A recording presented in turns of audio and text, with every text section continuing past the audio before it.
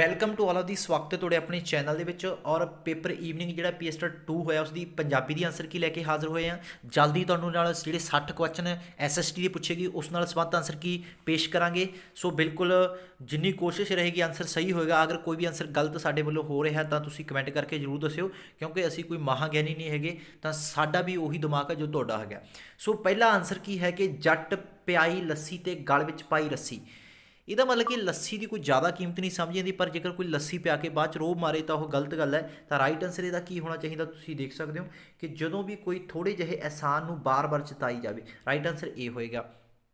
ਉਸ ਤੋਂ ਅਗਲਾ ਕੁਐਸਚਨ, ਹੇਠ ਲਿਖਿਆਂ ਵਿੱਚੋਂ ਕਿਹੜਾ ਸਤਿਕਾਰ ਵਾਚਕ ਬਿਸਮਿਕ ਨਹੀਂ ਹੈ? ਸਤਿਕਾਰ ਵਾਚਕ ਬਿਸਮਿਕ ਨਹੀਂ ਹੈ।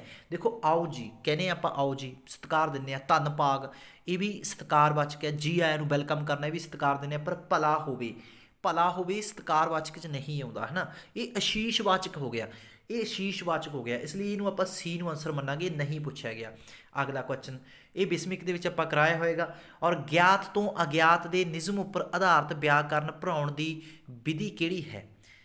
ਗਿਆਤ ਤੋਂ ਅਗਿਆਤ, ਬਿਲਕੁਲ ਇਸ ਦਾ ਆਨਸਰ ਬੀ ਹੋਏਗਾ, ਆਗਮਨ ਵਿਧੀ। ਔਰ ਤੁਹਾਨੂੰ ਮੈਂ ਦਿਖਾ ਵੀ ਦਿੰਦਾ, ਆਪਾਂ ਕੋਰਸ ਦੇ ਵਿੱਚ ਇਹ ਕੁਐਸਚਨ ਵੀ ਕਰਾਇਆ ਸੀ, ਬਿਲਕੁਲ ਠੀਕ ਹੈ। ਇਸ ਕੁਐਸਚਨ 'ਤੇ ਡਾਇਰੈਕਟ ਜਿਹੜਾ ਤੁਹਾਡੇ ਨਾਲ ਆਪਾਂ ਸ਼ੇਅਰ ਵੀ ਕਰ ਲੈਂਦੇ ਹਾਂ। 1 ਸੈਕਿੰਡ ਵੇਟ। ਔਰ ਤੁਸੀਂ ਦੇਖ ਸਕਦੇ ਹੋ ਆਪਣੇ ਜਿਹੜੇ ਨੋਟਸ ਦੇ ਵਿੱਚ ਇਹ ਲਿਖਿਆ ਹੋਇਆ ਇੱਥੇ, ਆ ਦੇਖੋ ਆਗਮਨ ਵਿਧੀ ਆਪਾਂ ਕਰਾਈ ਸੀ ਜਿਹੜੀ ਤੁਹਾਨੂੰ ਕੋਰਸ ਦੇ ਵਿੱਚ। ਇਹ ਵਿਧੀ ਨਿਗਮਨ ਦੇ ਉਲਟ ਹੈ, ਠੀਕ ਹੈ। ਇਸ ਵਿੱਚ ਗਿਆਤ ਤੋਂ ਅਗਿਆਤ ਲਿਖਿਆ ਹੋਇਆ ਨਾ, ਬਿਲਕੁਲ ਡਾਇਰੈਕਟ ਉਹੀ ਕੁਐਸਚਨ ਪੁੱਛਿਆ ਗਿਆ ਜੋ ਕਿ ਆਪਣੇ ਥਿਓਰੀ ਨੋਟਸ ਦੇ ਵਿੱਚ ਸਭ ਕੁਝ ਇਹ ਕਰਾਇਆ ਗਿਆ ਸੀ।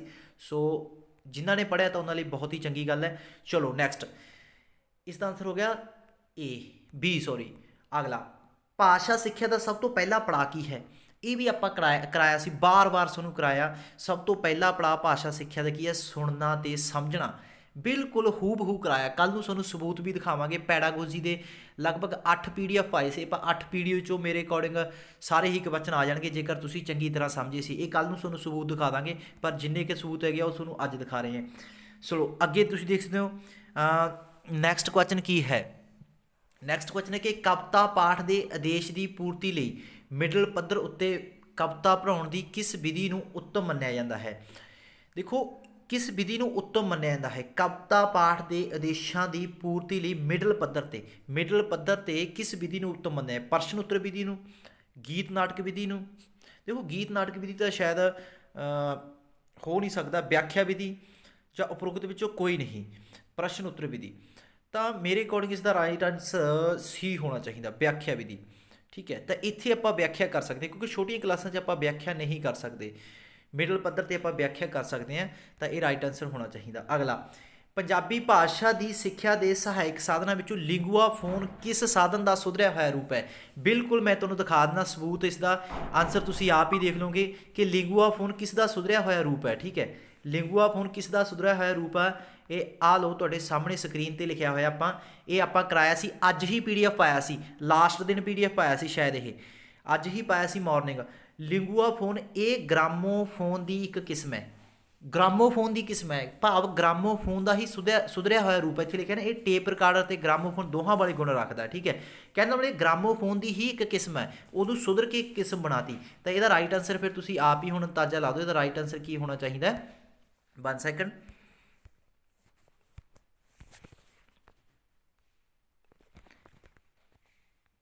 ਹਾਂਜੀ, ਇਹਦਾ ਰਾਈਟ ਆਨਸਰ ਕੀ ਹੋਏਗਾ? ਗ੍ਰਾਮੋਫੋਨ ਹੀ ਹੋਏਗਾ, ਠੀਕ ਹੈ। ਬਹੁਤ ਸਾਰੇ ਕੁਐਸਚਨ ਇਸ ਤਰ੍ਹਾਂ ਜਿਹੜੇ ਡਾਇਰੈਕਟ ਜਿਹੜੇ ਪੁੱਛੇ ਗਏ ਆ, ਬਹੁਤ ਸਾਰੇ ਅੱਗੇ ਕੱਲ੍ਹ ਨੂੰ ਦਿਖਾਵਾਂਗੇ ਸਾਨੂੰ ਸਾਰਾ ਕੁਝ।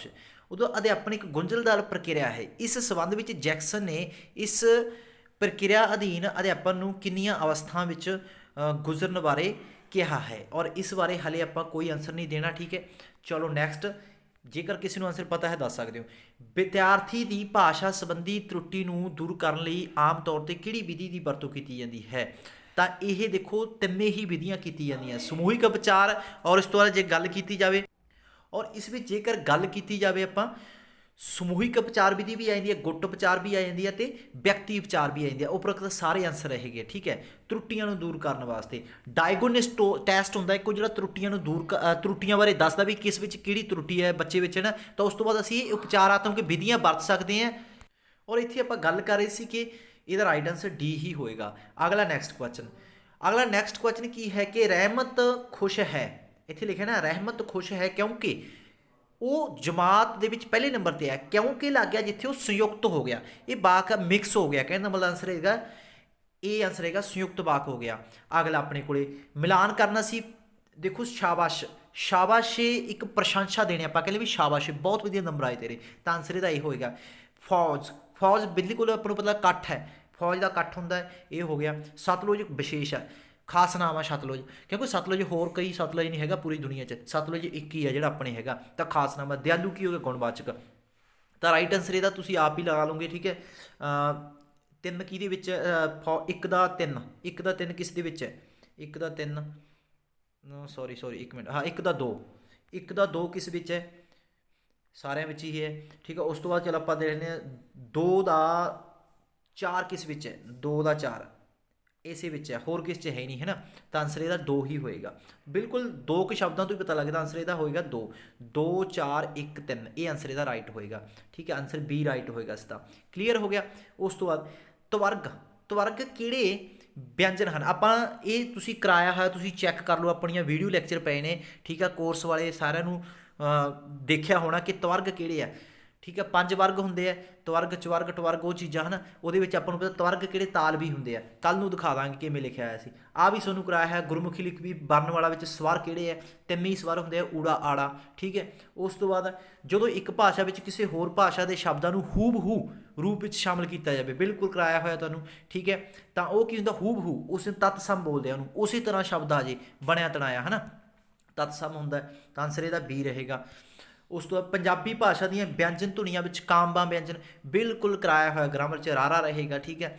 ਚਲੋ ਅੱਗੇ, ਬੁੱਲਾਂ ਦੀ ਸਥਿਤੀ ਦੀ ਦ੍ਰਿਸ਼ਟੀ ਤੋਂ ਪੰਜਾਬੀ ਸਵਰਾਂ ਨੂੰ ਕਿੰਨੇ ਵਰਗਾਂ ਵਿੱਚ ਬਣੇ, ਭਾਵ ਜਿਹਨੂੰ ਬੁੱਲ ਬੋਲਦੇ ਆ, ਸਵਰਾਂ ਦੀ ਗੱਲ ਹੋ ਰਹੀ ਹੈ, ਸਵਰ ਕਿੰਨੇ ਹੁੰਦੇ ਆ ਵੈਸੇ ਤਾਂ, ਸਵਰ ਇਹ ਪੁੱਛ ਰਹੇ ਵੈਸੇ ਸਵਰ ਧੁਨੀਆਂ, ਇਹਨਾਂ ਨੇ ਸਵਰ ਧੁਨੀਆਂ ਲਿਖਣੀਆਂ ਸੀ ਵੈਸੇ। ਬੁੱਲਾਂ ਦੀ ਸਥਿਤੀ ਦੀ ਦ੍ਰਿਸ਼ਟੀ ਤੋਂ ਪੰਜਾਬੀ ਸਵਰਾਂ ਨੂੰ ਕਿੰਨੇ ਵਰਗਾਂ ਵਿੱਚ ਵੰਡਿਆ ਜਾਂਦਾ, ਪੰਜਾਬੀ ਸਵਰਾਂ ਦੀ ਗੱਲ ਹੋ ਰਹੀ ਹੈ। ਦੇਖੋ ਸਵਰ ਤਾਂ ਵੈਸੇ 3 ਹੁੰਦੇ ਨੇ, ਠੀਕ ਹੈ, ਤਾਂ ਜੇ ਦੇਖਿਆ ਵੇ ਬੁੱਲਾਂ ਦੀ ਸਥਿਤੀ ਨਾਲ ਇੱਕ ਹੀ ਬੋਲਿਆ ਜਾਂਦਾ, ਆਪਾਂ ਬੋਲਿਆ ਊੜਾ ਜਾਂ ਊ ਬੋਲਾਂਗੇ ਇਹਨੂੰ, ਊ ਬੁੱਲ ਗੋਲ ਹੁੰਦੇ ਆ, ਠੀਕ ਹੈ। ਬੁੱਲਾਂ ਦੀ ਸਥਿਤੀ ਨਾਲ ਕਹਿੰਦਾ ਊੜਾ ਬੋਲੇ, ਫਿਰ ਇੱਕ ਆਂਸਰ ਇੱਥੇ ਹੋਣਾ ਚਾਹੀਦਾ, ਪਰ ਇੱਥੇ ਨਹੀਂ ਹੈਗਾ, ਅਤੇ ਇਹਨਾਂ ਲਿਖਿਆ ਸਵਰ, ਇੱਥੇ ਸਵਰ ਧੁਨੀਆਂ ਲਿਖਿਆ ਹੁੰਦਾ ਤਾਂ ਬੜਾ ਵਧੀਆ ਗੱਲ ਸੀ, ਠੀਕ ਹੈ, ਕਿਉਂਕਿ ਸਵਰ ਧੁਨੀਆਂ 10 ਹੁੰਦੀਆਂ, ਤਾਂ 10 ਦੇ ਵਿੱਚੋਂ 4 ਸਵਰ ਧੁਨੀਆਂ ਜਾਈਆਂ, ਊ ਇਸ ਨੂੰ ਬੋਲਦੇ ਆ ਬੁੱਲਾਂ ਦੀ ਸਥਿਤੀ ਨਾਲ, ਓ ਬੁੱਲਾਂ ਦੀ ਸਥਿਤੀ ਨਾਲ ਬੋਲਦੇ ਆ, ਇਹ ਔ ਬੁੱਲਾਂ ਦੀ ਸਥਿਤੀ ਨਾਲ ਬੋਲਦੇ ਆ, ਇੱਕ ਰਹਿ ਗਿਆ ਔਂਕੜ ਵਾਲਾ ਓ, ਇਹ ਵੀ ਬੁੱਲਾਂ ਦੀ ਸਥਿਤੀ ਨਾਲ ਬੋਲਦੇ, ਕਿੰਨੇ ਹੋ ਗਏ 1 2 3 4, ਤਾਂ ਆਂਸਰ ਇਹਦਾ ਮਤਲਬ 4 ਆਏਗਾ।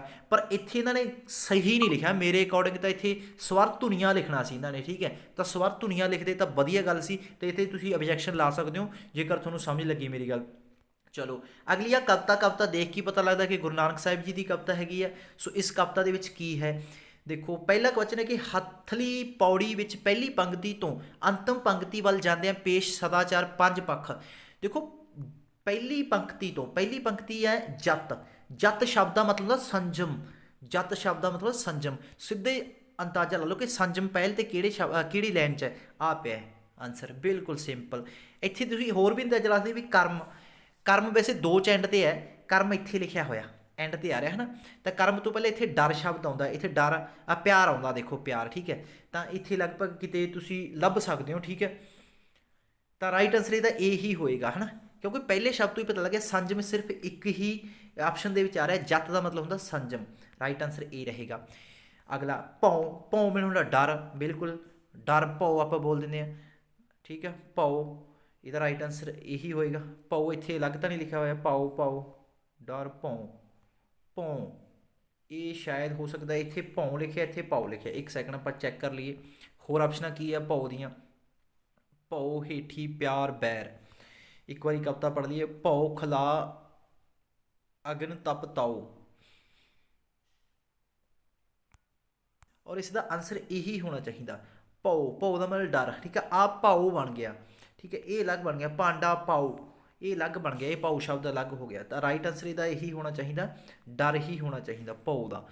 ਸੋ ਅੱਗੇ ਹੇਠ ਲਿਖਿਆਂ ਵਿੱਚੋਂ ਕਿਹੜਾ ਸ਼ਬਦ ਭਾਵਵਾਚਕ ਨਹੀਂ ਹੈ, ਭਾਵਵਾਚਕ ਨਹੀਂ ਹੈ, ਦੇਖੋ ਜਤ ਸੰਜਮ ਹੋ ਗਿਆ, ਧੀਰਜ ਹੌਸਲਾ ਹੋ ਗਿਆ, ਭਾਉ ਖਲਾ, ਖਲਾ ਵੀ ਇੱਕ ਤਰ੍ਹਾਂ ਸ਼ਾਇਦ ਭਾਵਵਾਚਕ ਹੀ ਹੋ ਗਿਆ, ਮੇਰੇ ਅਕੋਰਡਿੰਗ ਇਹਦਾ ਆਂਸਰ ਡੀ ਆਉਣਾ ਚਾਹੀਦਾ, ਠੀਕ ਹੈ, ਬਟ ਮੈਂ ਇਸ 'ਤੇ ਸ਼ੋਰ ਨਹੀਂ, ਪਰ ਫਿਰ ਵੀ ਜਿੱਥੇ ਤੱਕ ਮੇਰੀ ਸਮਝ ਹੈਗੀ ਹੈ ਤਾਂ ਇਸ ਦਾ ਆਂਸਰ ਡੀ ਆਉਣਾ ਚਾਹੀਦਾ, ਕਿਉਂਕਿ ਬਾਣੀ ਦੀ ਵਿਆਖਿਆ ਕੋਈ ਹੀ ਕਰ ਸਕਦਾ, ਠੀਕ ਹੈ। ਆਪਾਂ ਇੰਨੇ ਮਹਾਗਿਆਨੀ ਨੇ ਕਿ ਆਪਾਂ ਬਾਣੀ ਦੀ ਵਿਆਖਿਆ ਕਰ ਦਈਏ। ਸੋ ਇਸ ਦਾ ਰਾਈਟ ਆਂਸਰ ਹੋਏਗਾ ਡੀ, ਠੀਕ ਹੈ। ਇਸ ਦਾ ਰਾਈਟ ਆਂਸਰ ਮੇਰੇ ਅਕੋਰਡਿੰਗ ਡੀ ਹੋਣਾ ਚਾਹੀਦਾ, ਠੀਕ ਹੈ। ਭਾਉ ਹੋਏਗਾ ਕਿ ਇਹ ਭਾਵਵਾਚਕ ਨਹੀਂ ਹੈ, ਇਹ ਭਾਵਵਾਚਕ ਸ਼ਬਦ ਨਹੀਂ ਹੈ, ਬਾਕੀ ਤਿੰਨੇ ਭਾਵਵਾਚਕ ਸ਼ਬਦ ਹੋ ਸਕਦੇ ਆ। ਅਗਲਾ, ਐਰਨ ਮਤ ਵੇਦ ਹਥਿਆਰ। ਵੇਦ ਤੋਂ ਸ਼ਬਦ ਤੋਂ ਪਤਾ ਹੀ ਲੱਗਦਾ ਕਿ ਵੈਦਿਕ ਭਾਸ਼ਾ ਦਾ ਸ਼ਬਦ ਹੈ ਵੇਦ, ਵੈਦਿਕ ਗ੍ਰੰਥਾਂ ਦੀ ਗੱਲ ਹੁੰਦੀ ਹੈ, ਇਹ ਆਂਸਰ ਆ ਗਿਆ। ਤਾਂ ਉਪਰੋਕਤ ਰਚਨਹਾਰਾ ਕੌਣ ਹੈ? ਗੁਰੂ ਨਾਨਕ ਦੇਵ ਜੀ, ਆਪਾਂ ਪਹਿਲਾਂ ਹੀ ਤੁਹਾਨੂੰ ਦੱਸਤਾ। ਉਸ ਤੋਂ ਬਾਅਦ ਉਪਰੋਕਤ ਰਚਨਾ ਸੰਬੰਧੀ ਕਿੰਨਵੀਂ ਪੌੜੀ ਹੈ? 38ਵੀਂ ਪੌੜੀ 'ਚੋਂ ਲਈ ਗਈ ਰਚਨਾ ਇਹ। ਛੰਦ ਕਿਹੜਾ? ਤਾਂ ਇਸ ਬਾਰੇ ਵੀ ਹਲੇ ਮੈਂ ਕੁਛ ਨਹੀਂ ਕਹਿ ਸਕਦਾ, ਇਸ ਨੂੰ ਇੱਕ ਵਾਰ ਛੱਡ ਲਓ, ਠੀਕ ਹੈ। ਇੰਨੀ ਸਟੱਡੀ ਮੈਂ ਨਹੀਂ ਕਰ ਸਕਿਆ, ਮੋਰਨਿੰਗ ਤੱਕ ਤੁਹਾਨੂੰ ਇਹ ਦੱਸ ਦਿੱਤਾ ਜਾਏਗਾ, ਜਾਂ ਤੁਸੀਂ ਕਮੈਂਟ ਕਰ ਦਿਓ, ਜਾਂ ਮੈਂ ਤੁਹਾਨੂੰ ਕਮੈਂਟ ਦੇ ਵਿੱਚ ਹਾਈਲਾਈਟ ਕਰਕੇ ਉੱਥੇ ਕਮੈਂਟ ਦੱਸ ਦਾਂਗਾ ਕਿ ਇਸ ਦਾ ਰਾਈਟ ਆਂਸਰ ਕੀ ਹੋਏਗਾ 52 ਦਾ, ਠੀਕ ਹੈ। ਸੋ ਜੇਕਰ ਕਿਸੇ ਨੂੰ ਪਤਾ ਹੈ ਤਾਂ ਜ਼ਰੂਰ ਕਮੈਂਟ ਕਰਿਓ। ਪੌੜੀ ਛੰਦ ਕਿਸ ਦੀ ਵਰਤੋਂ ਹੈ? ਦੇਖੋ ਬੈਂਤ ਛੰਦ ਤਾਂ ਨਹੀਂ ਹੋਏਗਾ ਇਹਦੇ ਵਿੱਚ, ਨਾ ਹੀ ਸ਼ਾਇਦ ਕੋਰੜਾ ਹੋਏਗਾ, ਦੋ ਤਾਂ ਨਹੀਂ ਹੋਣਗੇ, ਦੋਹਰਾ ਤੇ ਛਪਾਈ ਦੇ ਵਿੱਚੋਂ ਹੀ ਹੋਏਗਾ, ਠੀਕ ਹੈ। ਤਾਂ ਇੰਨਾ ਥੋੜ੍ਹਾ ਜਿਹਾ ਧਿਆਨ 'ਚ ਹੈਗਾ। ਚਲੋ ਅਗਲਾ ਇੱਕ ਪੈਰਾ ਸੀ। ਮੇਰੀ ਨਜ਼ਰ ਵਿੱਚ ਕਵਿਤਾ ਇੱਕ ਝੱਲ ਹੈ, ਇਹ ਕਹਿ ਲਓ ਕਿ ਜਿਉਣ ਦਾ ਬਲ ਹੈ। ਤਾਂ ਇਹਦੇ ਵਿੱਚ ਦੇਖਦੇ ਹਾਂ ਆਪਾਂ, ਪਹਿਲਾ ਕੁਐਸਚਨ ਸੀ ਕਿ ਪੈਰੇ ਦਾ ਢੁਕਵਾਂ ਸਿਰਲੇਖ ਕੀ ਹੈ? ਕਵਿਤਾ ਦਾ ਦਾਇਰਾ। ਇੱਥੇ ਵਿੱਚ ਦੇਖੋ ਕਹਿੰਦੇ ਵੀ ਕਵਿਤਾ, ਕਹਿੰਦੇ ਵੀ ਫਸਲਾਂ, ਜੰਗਲ, ਪਹਾੜ, ਮਾਰੂਥਲ ਸਾਰੇ ਕੁਛ ਕਹਿੰਦੇ ਕਵਿਤਾ ਹੁੰਦੀ ਹੈ, ਹਰੇਕ ਚੀਜ਼ ਨੂੰ ਕਵਿਤਾ ਮੰਨੀ ਜਾਂਦੀ ਹੈ। ਇੱਥੇ ਮਤਲਬ ਵੀ ਕਵਿਤਾ ਦਾ ਦਾਇਰਾ, ਇਹੀ ਚੀਜ਼ ਆ ਵੀ ਕਵਿਤਾ ਦਾ ਕਿੱਡਾ ਕੁ ਦਾਇਰਾ ਉਹਦਾ, ਹੈ ਨਾ। ਤਾਂ ਰਾਈਟ ਆਂਸਰ ਇਹਦਾ ਬੀ ਹੀ ਹੋਏਗਾ, ਹਰੇਕ ਚੀਜ਼ ਨੂੰ ਕਵਿਤਾ ਦਾ ਦਾਇਰਾ ਮੰਨੀ ਜਾਂਦੇ ਆ। ਚਲੋ ਪੈਰਾਂ ਵਿੱਚ ਵਰਤਿਆ ਗਿਆ ਸ਼ਬਦ ਦੀਰਘ। ਪੈਰੇ ਵਿੱਚ ਵਰਤਿਆ ਗਿਆ ਸ਼ਬਦ ਦੀਰਘ ਡੈਸ਼ ਹੈ। ਦੀਰਘ ਸ਼ਬਦ ਵੈਸੇ ਹਿੰਦੀ ਦਾ ਸ਼ਬਦ ਹੈ, ਦੀਰਘ ਹਿੰਦੀ ਦਾ ਸ਼ਬਦ ਆ, ਵੱਡਾ ਹੈ ਨਾ। ਦੀਰਘ ਮੈਨੇ ਵੱਡਾ ਹੀ ਹੁੰਦਾ ਕਿ ਛੋਟਾ ਹੁੰਦਾ? ਦੀਰਘ ਮੈਨੇ ਵੱਡਾ ਹੀ ਹੁੰਦਾ ਸ਼ਾਇਦ, ਦੇਖੋ ਲਘੂ ਮੈਨੇ ਛੋਟਾ ਹੁੰਦਾ ਨਾ। ਤਾਂ ਦੀਰਘ ਸ਼ਬਦ ਉਸੇ ਤਰ੍ਹਾਂ ਪੰਜਾਬੀ 'ਚ ਵਰਤ ਲਿਆ ਜਿਵੇਂ ਹਿੰਦੀ 'ਚ ਵਰਤਿਆ, ਤਾਂ ਇਹ ਤਤਸਮ ਹੀ ਹੋਣਾ ਚਾਹੀਦਾ, ਇਹ ਤਤਸਮ ਸ਼ਬਦ ਹੀ ਹੋਣਾ ਚਾਹੀਦਾ। ਅੱਗੇ, ਸਾਰ ਅਤੇ ਪਾਰ ਤੋਂ ਕੀ ਭਾਵ ਹੈ? ਸਾਰ ਅਤੇ ਪਾਰ ਤੋਂ ਕੀ ਭਾਵ? ਸਾਰ ਅਤੇ ਪਾਰ ਤੋਂ ਕੀ ਭਾਵ ਹੈ? ਦੇਖੋ ਇੱਥੇ ਕੁਐਸਚਨ ਤੋਂ ਪਹਿਲੇ ਥੋੜ੍ਹਾ ਜਿਹਾ ਪੜ੍ਹੋ ਕਿ ਦਰਅਸਲ ਇਹ ਇੱਕ ਮਹੀਨ ਨਜ਼ਰੀਆ ਹੈ ਜਿਸ ਦਾ ਸਾਰ ਪਾਰ ਮਨੁੱਖੀ ਸੋਝੀ ਤੋਂ ਅਜੇ ਦੂਰ ਹੈ। ਸਾਰ ਪਾਰ ਵੀ ਜਿਹਨੂੰ ਪੂਰਾ ਗਿਆਨ ਹੋਵੇ। ਤਾਂ ਰਾਈਟ ਆਂਸਰ ਇਹਦਾ ਪੂਰਨ ਗਿਆਨ ਆਉਣਾ ਸੀ, ਨਾ ਕਿ ਅਪੂਰਨ ਗਿਆਨ, ਠੀਕ ਹੈ। ਆਂਸਰ ਇਹਦਾ ਸੀ ਆਉਣਾ ਸੀ ਮੇਰੇ ਅਕੋਰਡਿੰਗ, ਹੋ ਸਕਦਾ ਮੈਂ ਗਲਤ ਹੋਵਾਂ ਪਰ ਮੇਰੇ ਅਕੋਰਡਿੰਗ ਸੀ ਹੀ ਆਏਗਾ। ਚਲੋ ਅੱਗੇ, ਬੈਣ ਸ਼ਬਦ ਕੀ ਹੈ? ਦੁਖਾਂਤਕ ਸ਼ਬਦ ਹੈ, ਮਰਨ ਤੇ ਬੈਣ ਪਾਏ ਜਾਂਦੇ ਆ। ਉਪਰੋਕਤ ਪੈਰੇ ਵਿੱਚ ਸ਼ਬਦ ਕਸਕ ਕੀ ਹੈ? ਚੋਭ ਹੁੰਦੀ ਹੈ ਕਿਸੇ ਨੂੰ, ਠੀਕ ਹੈ। ਇਹ ਹਿੰਦੀ ਗੀਤ ਵੀ ਹੈ, ਸ਼ਾਇਦ ਕਿਸੇ ਦਾ ਸੁਣਿਆ, ਮੇਰੀ ਐਸੀ ਕਸ਼ਕ ਤੂਨੇ ਜਾਣੀ, ਇਸ ਤਰ੍ਹਾਂ ਮੈਂ ਸੁਣਿਆ ਵੀ ਗੀਤ। ਰਾਈਟ ਆਂਸਰ ਦਾ ਚੋਭ ਹੋਣਾ ਚਾਹੀਦਾ, ਠੀਕ ਹੈ। ਅਗਲਾ, ਹੇਠ ਲਿਖਿਆਂ ਵਿੱਚੋਂ ਕਿਹੜਾ ਸ਼ਬਦ ਉਰਦੂ ਭਾਸ਼ਾ ਦਾ ਨਹੀਂ ਹੈ? ਤਾਂ ਇਹ ਰਾਈਟ ਆਂਸਰ ਇਹਦਾ ਸੀ ਮੰਨਾਂਗੇ ਇੱਕ ਵਾਰੀ, ਠੀਕ ਹੈ। ਤਾਂ ਸੀ ਹੀ ਇਸ ਦਾ ਰਾਈਟ ਆਂਸਰ। ਝਲਾਰ ਕੀ ਹੁੰਦਾ ਹੈ? ਪਾਣੀ ਚੱਕਦਾ ਹੁੰਦਾ ਹੈ, ਠੀਕ ਹੈ। ਜ਼ਮੀਨ 'ਚੋਂ ਪਾਣੀ ਕੱਢਣ ਵਾਲਾ ਨਹੀਂ ਹੈਗਾ, ਨਾ ਹੀ ਜ਼ਮੀਨ ਵਾਹੁਣ ਵਾਲਾ ਅਤੇ ਨਾ ਹੀ ਫਸਲ ਕੱਟਣ ਵਾਲਾ। ਤਾਂ ਆਂਸਰ ਸੀ ਰਹੇਗਾ, ਭਾਵ ਪਾਣੀ ਚੱਕਣ ਵਾਲਾ। ਸਿੰਚਾਈ ਵਾਸਤੇ ਸਹਾਇਕ ਸਾਧਨ ਸੀ ਹੋਏਗਾ। ਉਪਰੋਕਤ ਪੈਰੇ ਵਿੱਚ ਪੁਸਤਕ ਵਿੱਚੋਂ ਲਿਆ ਗਿਆ ਹੈ, ਕਿਸ ਪੁਸਤਕ ਵਿੱਚੋਂ? ਇਹ ਰਸੂਲ ਹਮਜ਼ਾ ਤੋਜ਼ ਦਾ ਮੇਰਾ ਦਾਗਿਸਤਾਨ ਪੁਸਤਕ ਦੇ ਵਿੱਚੋਂ ਲਿਆ ਗਿਆ। ਰਾਈਟ ਆਂਸਰ ਇਹਦਾ ਬੀ ਹੋਏਗਾ, ਠੀਕ ਹੈ। ਰਾਈਟ ਆਂਸਰ ਇਹਦਾ ਹੋਏਗਾ ਬੀ, ਰਸੂਲ ਹਮਜ਼ਾ ਤੋਸ ਮੇਰਾ ਦਾਗਿਸਤਾਨ, ਰਾਈਟ ਆਂਸਰ ਬੀ ਹੋਏਗਾ। ਸੋ ਆਸ ਹੈ ਕਿ ਤੁਹਾਨੂੰ ਸਮਝ ਲੱਗਿਆ। ਹੋ ਸਕਦਾ ਇੱਕ ਦੋ ਕੁਐਸਚਨ ਉਰਾਂ ਪਰਾਂ ਹੋ ਜਾਣ, ਫਿਰ ਵੀ ਕਿਸੇ ਨੂੰ ਕੋਈ ਡਾਊਟ ਲੱਗੀ ਤਾਂ ਕਮੈਂਟ ਜ਼ਰੂਰ ਕਰਿਓ।